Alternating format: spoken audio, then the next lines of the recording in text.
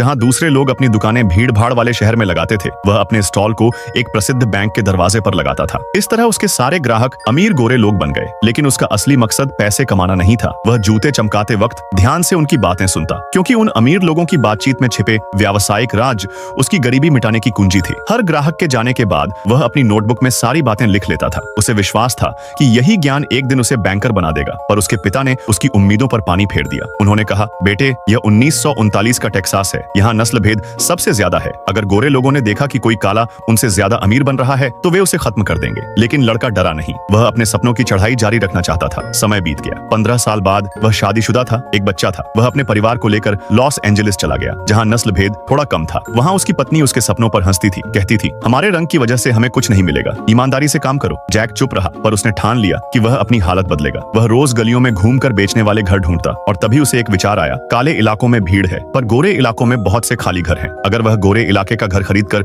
उसे किसी भरोसेमंद अश्वेत परिवार को किराए पर दे तो उसे मुनाफा भी होगा और अपने समाज को घर भी मिलेंगे। कई दिनों की मेहनत के बाद उसे एक पुराना अपार्टमेंट पसंद आया। घर की कीमत थी $35,000, जबकि उसके पास सिर्फ $30,000 थे। उसने मालिक से कहा, मैं अभी $30,000 देता हूँ, बाकी $5,000 किराए से चुका दूंगा, दोगुना भी देने को तैयार हूँ। मालिक ने इनकार कर दिया। जेक निराश हुआ, लेकिन उसने हार नहीं मानी। उसने बैंक मैनेजर से मिलने की कोशिश की, पर बैंक के कर्मचारियों ने उसे दरवाजे से ही भगा दिया। फिर भी वह बाहर इंतजार करता रहा। जब मैनेजर बाहर आया, जेक ने खुद को मालिक का दोस्त बताकर $5,000 का कर्ज मांगा। मैनेजर ने मना कर दिया, लेकिन उसी रात मालिक ने उसे फोन किया। वह जैक की हिम्मत से प्रभावित हुआ था। उसने खुद बैंक में गारंटी दी और लोन मंजूर करा दिया। जेक ने पहला घर खरीद लिया। जब वह खुशी से अपने अपार्टमेंट पहुंचा, एक बूढ़ी गोरी औरत ने उसे नौकर समझा और घर से निकाल दिया। जेक ने समझाया कि अब वही मकान मालिक है। वह चौंक गई। पुलिस बुला ली। पुलिस को यकीन नहीं हुआ कि एक अश्वेत आदमी गोरे इलाके में घर खरीद सकता है, पर कॉन्ट्रैक्ट देखकर उन्हें मानना पड़ा। वह औरत गुस्से में अपार्टमेंट छोड़कर चली गई। कुछ ही समय में जेक ने वह घर काले किराएदारों को किराए पर दे दिया। पूरा बिल्डिंग भर गया और उसे अच्छा मुनाफा हुआ। मालिक उसकी ईमानदारी और व्यापारिक समझ से प्रभावित हुआ और साझेदारी का प्रस्ताव रखा, लेकिन सब कुछ छिपाकर, क्योंकि वह गोरों को नहीं बताना चाहता था कि वह एक काले आदमी के साथ बिजनेस कर रहा है। विल ने यह मौका तुरंत स्वीकार कर लिया। दोनों ने मिलकर कई संपत्तियां खरीदी और खूब पैसा कमाया। जेक ने अपने परिवार को बड़ा घर दिलाया। उसकी सफलता उसके दिमाग और मेहनत की जीत हुई। लेकिन एक साल बाद मालिक की मौत हो गई। उसकी पत्नी, जो कट्टर नस्लवादी थी, जेक से साझेदारी खत्म करने की धमकी दी। उसने कहा, सस्ता सौदा मानो वरना सब छिन जाएगा। जेक ने मना कर दिया। वह औरत कानूनी कार्रवाई की धमकी देने लगी। जेक का बैंक मैनेजर भी अब उसी औरत के साथ था, इसलिए मदद नहीं कर पाया। फिर भी जेक ने हार नहीं मानी। उसने उसी बैंक की बिल्डिंग खरीद ली जहां पहले उसे भेदभाव झेलना पड़ा था। अब कोई बैंक उसे मना नहीं कर सकता था। वह उसी बैंक पहुंचा जहां कभी जूते साफ करता था। उसने तय किया, वह इस बैंक को खरीदेगा और अश्वेत लोगों को घर और व्यापार के लिए कर्ज देगा।